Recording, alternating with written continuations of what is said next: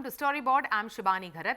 At the World Audio, Visual and Entertainment Summit, that is WAVES, one of the most compelling conversations came from a global voice shaping the future of entertainment. Charles Rivkin, Chairman and CEO of Motion Picture Association. In this insightful dialogue, Rivkin reflected on the growing significance of platforms like WAVES in fostering industry collaboration and innovation and global storytelling. He underscored how events like these not only spotlight emerging markets but also serve as a bridge for policy, production and creative partnerships worldwide. India's rapid rise as a digital content powerhouse was a key focus. Rivkin shared candid thoughts on the vast opportunities the Indian market presents, from its vibrant storytelling traditions to its expanding infrastructure. He highlighted that Motion Picture Association's ongoing collaborations in India, partnerships that support industry growth, build capacity and help strengthen legal frameworks around content protection and more. Listen into this chat. On the sidelines of WAVES 2025, I'm catching up with Charles Rivkin, Chairman and CEO of Motion Pictures Association. Charlie, welcome to CNBC TV18. Thank you. It's great to be here. It's great to be here at WAVES. Fantastic. So tell us, you've been here for the past 2 days. What have been your key takeaways from this WAVES summit? Well, first of all, it's a huge success. There's just no debate about it.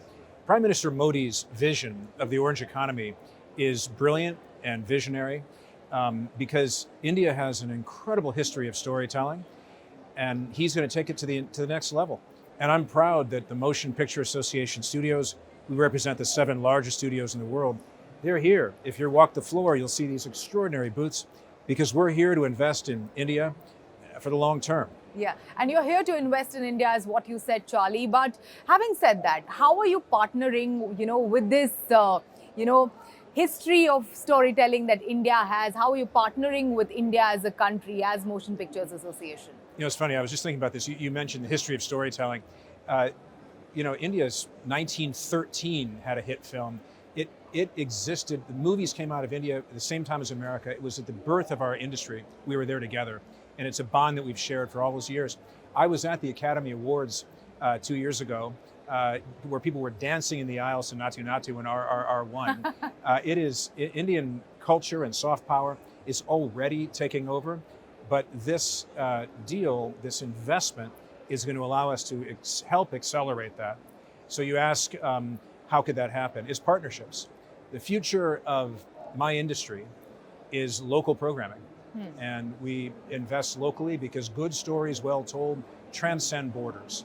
And if India creates the conditions that allow for storytelling, anything's possible. Yeah, so India's influence growing as a soft power, courtesy, of course, the Indian entertainment industry. You gave a great example when you spoke about, people dancing to Natu Natu on the sidelines of the Academy Awards. It was infectious. It was incredible. But having said that, how can we, of course, local storytelling is one aspect of it. Apart from that, what else can we do as a country to grow its influence in this soft power, in this direction? Right. Well, let me start by once again talking about local storytelling, and then I'll take it beyond. An interesting example of local storytelling in another country, Korea, is a show called Squid Game, which many of your viewers have seen. Squid Game was one of my studios, Netflix, invested in the local Korean programming, local language, local actors, 100% about cultural history. The show talked about childhood games that they played and touched on social issues of the day. And it was made for Korea, but because it was so good, it took over the world. And I think there's potential with our streaming services when we invest locally and tell stories about Indian culture for them to have that same global impact. So what more can be done, was your question. A lot. I mean, right now, you have the what's necessary for investment already in the talent, in the location, in the facilities.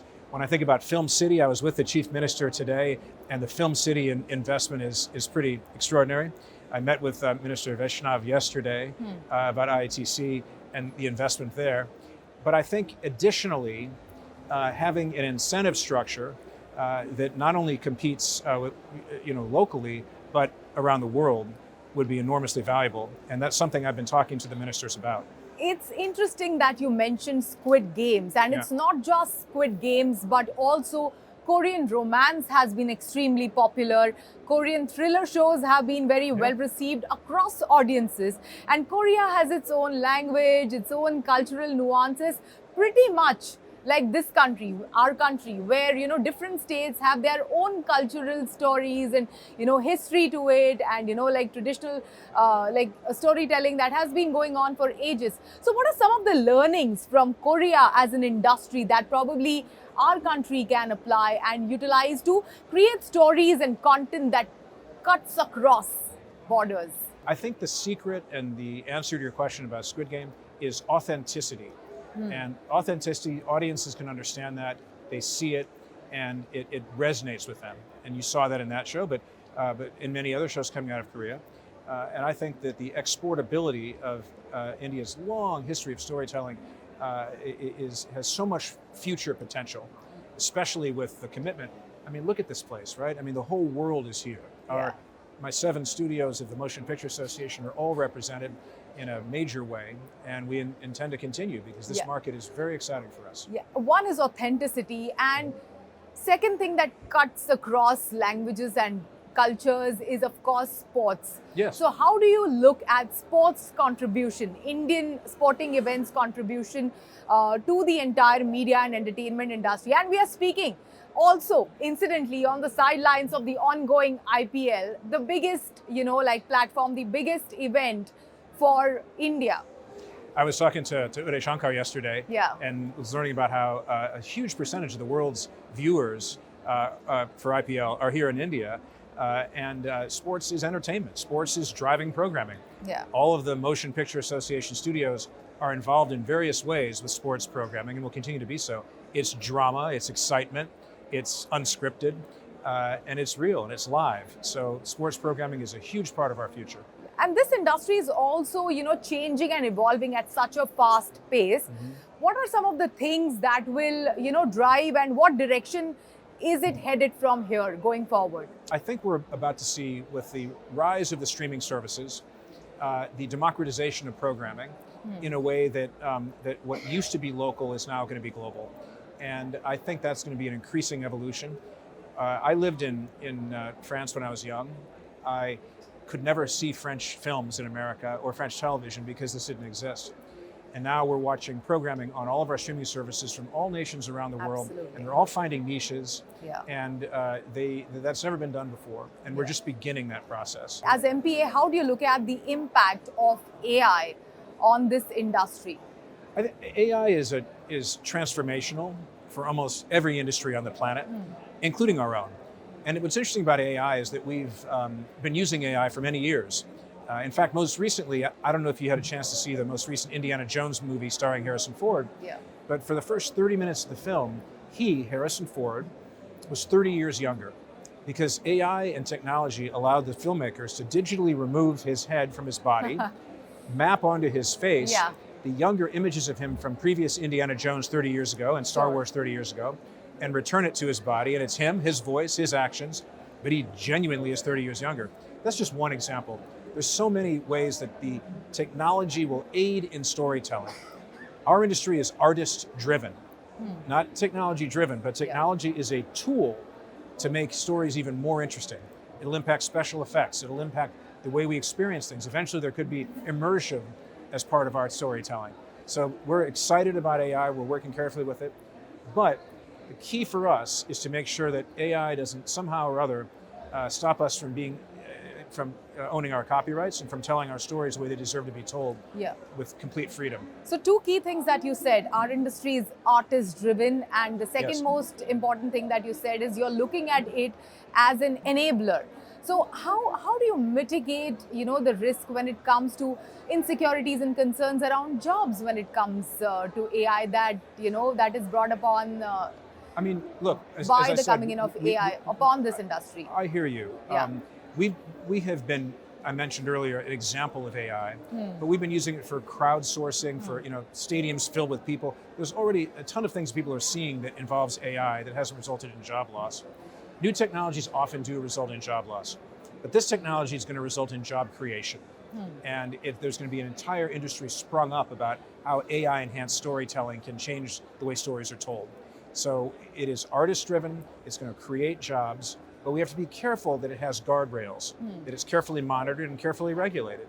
Otherwise, it would get out of control and could have harm for people. Charlie, you spoke about authenticity and, culturally nuanced and locally nuanced storytelling is the future for, the media and entertainment industry. What else do we see going forward? Well, a threat on the horizon, a threat that's actually right in front of us, involves digital piracy. And it's something that people don't think about that much, but it's an existential threat for our industry. If an amazing Indian film is made and stolen before it hits box office, it can reduce revenues at the box office by as much as 20%. Sure. And it's not just the movie that suffers, it's all the people that work in theaters, all the consumers. And by the way, when the bad guys that control the illegal trade of stolen films infiltrate your computer if you've gone to their sites, there's a huge risk to consumers because the only reason illegal sites exist is so that they can steal identities, so they can harm consumer preferences. So how do we fight it? Well, what we've done is we built an organization we call ACE, the Alliance for Creativity and Entertainment. It involves 60 companies right now throughout the world, all partnering with law enforcement. Law enforcement, because the people that are stealing movies are not college kids exchanging files in their dorm room. This is organized crime. This is equivalent of the mafia. They're involved with child pornography, with illegal drugs, with all the ills of society. And so local law enforcement wants to work with us. When we shut down those sites, we actually make society better. But more importantly, people don't realize it. They don't realize the impact of going to one of these sites that's going to harm them, and that it's actually going to harm the industry itself. So that in this digital age, piracy threat becomes more acute. Acute, yeah. Because you can literally stream rip, as I was saying before, so quickly that you need to be super careful. And piracy also has been a huge concern in a country like India. Tell us, how can, India as a country address this issue? Well, what's fascinating about piracy is it's not local. So the 5 largest English language piracy sites in the world are actually in Vietnam because the pirates go where they can get away with the crime. And so it requires a global response. India being part of that global response will be key. It'll not only protect Indian films, it'll protect global films in the entire industry. So we're working to gain more partners in India. I was speaking with Reliance and other companies here who might be able to join the coalition. It's very important for the creative future of India's industry and for our industry at large. Great. Thank you so much, Charlie. Thanks for joining us today and thanks for sharing your insights and your key takeaways from Waves. Thanks for inviting me here. I can't wait till next year. It is time for a short break. On the other side, we are joined in by Harshil Mathur, CEO and co-founder of Razorpay, along with Apuarv Sethi, Senior Vice President of Marketing at Razorpay, speaking about their interesting initiative backing India's Boldest, which shines spotlight on startup founders around the IPL.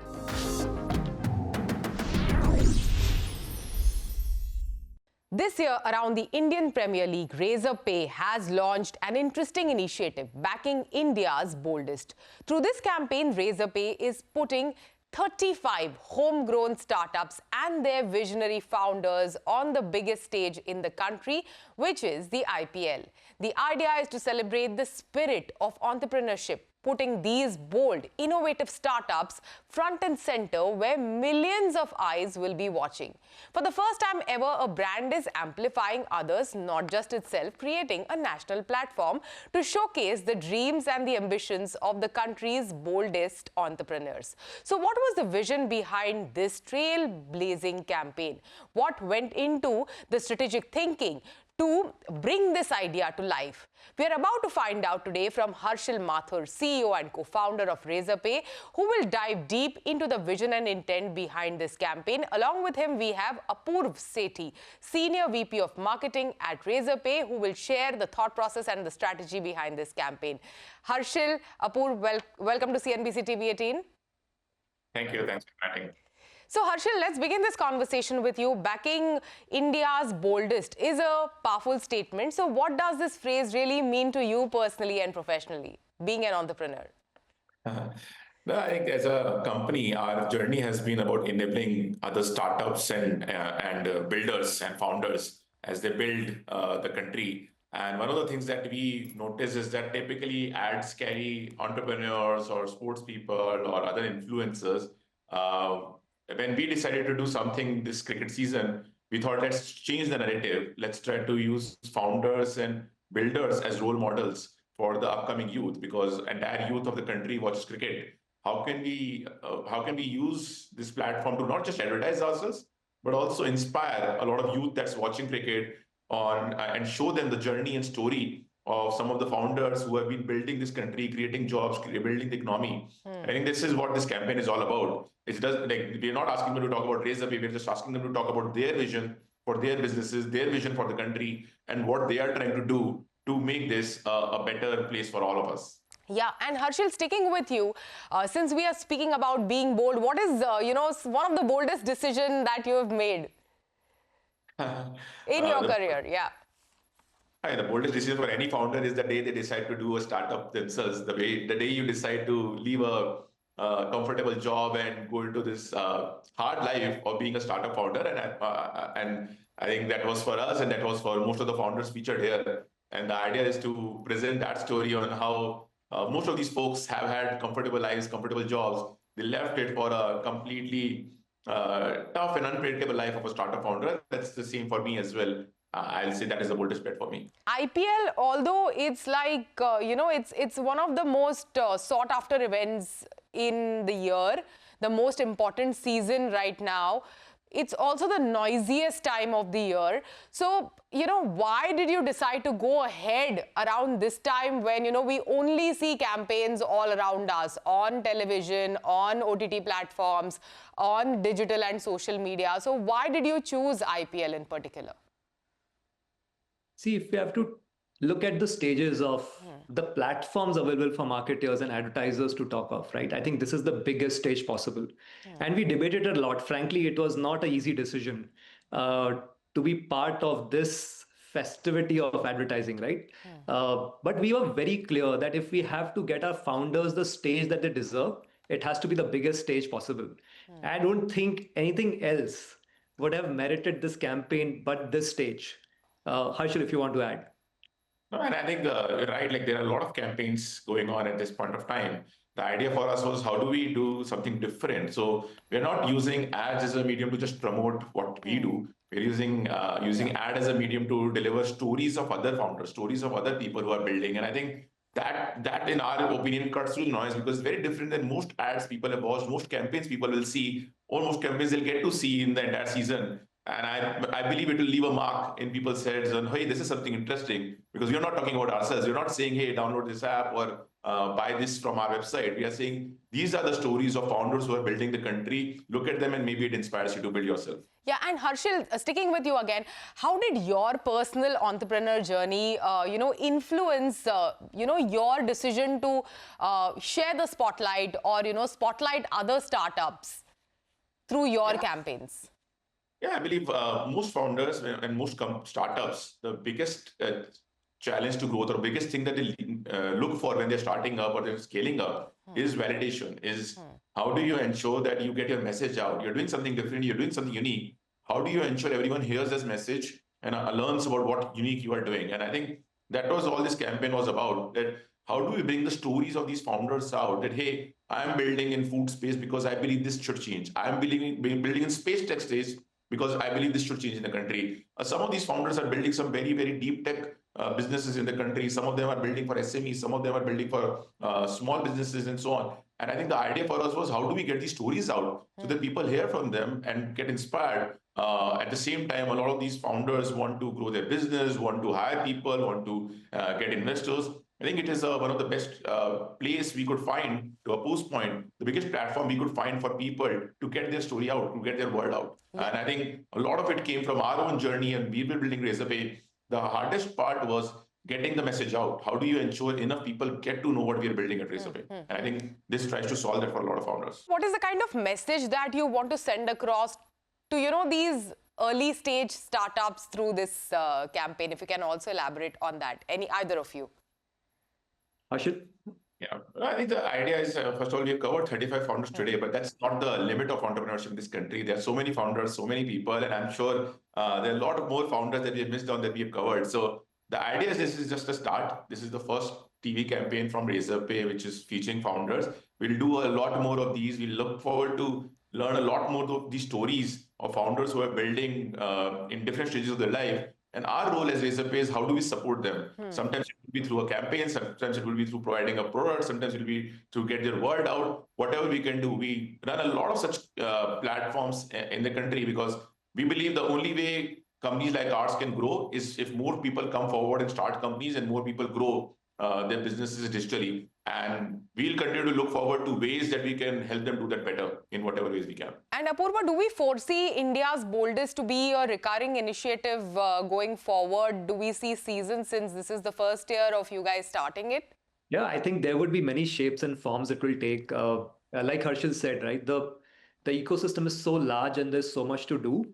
Where this is where we stop? Absolutely not. We can't. And I think as a company, we'll continue to find opportunities, whether it is building communities like we have in Rise or the Razorpay venture program that we have to drive investments. This and many more. I think you will see a lot from Razorpay around this platform. There's a lot to do. Yeah, I'm sure you will be getting a lot of mantras through these founders' journey. But Harshil, what is the personal mantra that you follow that you have followed and stuck with throughout your entrepreneurial journey? Yeah, for me, the mantra has been simple. Find a problem that you are very passionate about and just spend your lifetime solving that problem. I think that's what works for most startup founders. Each of the startup founders, when you hear them, you'll hear that same story. They found one problem statement that they loved and they felt that, hey, I need to solve this problem for this country.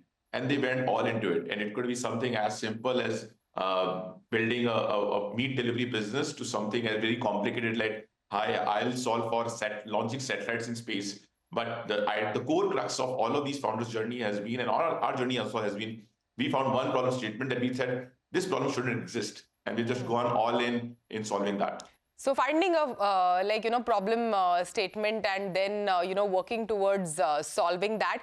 But being one of the prominent players in the fintech space, what is the advice that you would like to give to the next generation of entrepreneurs, in this ever-evolving tech space and tech ecosystem?